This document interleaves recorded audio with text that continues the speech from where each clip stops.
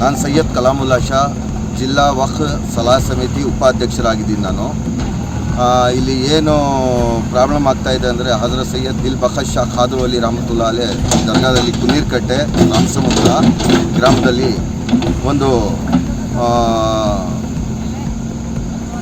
ಟೈಮ್ನಲ್ಲಿ 16 ವರ್ಷದ ಹಿಂದೆ ಒಂದು ಬ್ರಿಡ್ಜ್ ಕಟ್ಟಿದ್ರು. ಆ ಬ್ರಿಡ್ಜು ಮುರಿದೋಗಿ ಕಳೆದ ವರ್ಷ ನೀರಿನಲ್ಲಿ ಇದಾಗಿ ಬ್ರಿಡ್ಜೆಲ್ಲ ಹೊಡ್ಕೊಂಡು ಹೋಗಿದೆ. ಅದಕ್ಕೆ ನಾವೆಲ್ಲ ಜಿಲ್ಲಾ ಆಡಳಿತ ಅವ್ರಿಗೇನು ನಾವು ಮನವಿ ಕೊಟ್ಟಿದ್ರಿ, ಜಿಲ್ಲಾಧಿಕಾರಿಗೆ ಮನವಿ ಕೊಟ್ಟಿದ್ರಿ, ಮಿನಿಸ್ಟ್ರುಗಳಿಗೆಲ್ಲ ಮನವಿ ಕೊಟ್ಟಿದ್ರಿ. ಅದು ಏನೂ ಆಗಲಿಲ್ಲ. ಇವಾಗ ನಾವು ಜಿಲ್ಲಾಧಿಕಾರಿಯಿಂದ ನಾವು ಮನವಿ ಮಾಡ್ತಾಯಿದ್ದೀವಿ, ಇದು ಒಂದು ದಾರಿ ಮತ್ತು ಈ ಸೇತುವೆಯನ್ನು ರೆಡಿ ಮಾಡಿಕೊಡಿ ಅಂತ ನಿಮ್ಮಲ್ಲಿ ನಾವು ಕಳಕಳವಾಗಿ ಮನವಿ ಮಾಡ್ತಾಯಿದ್ದೀವಿ.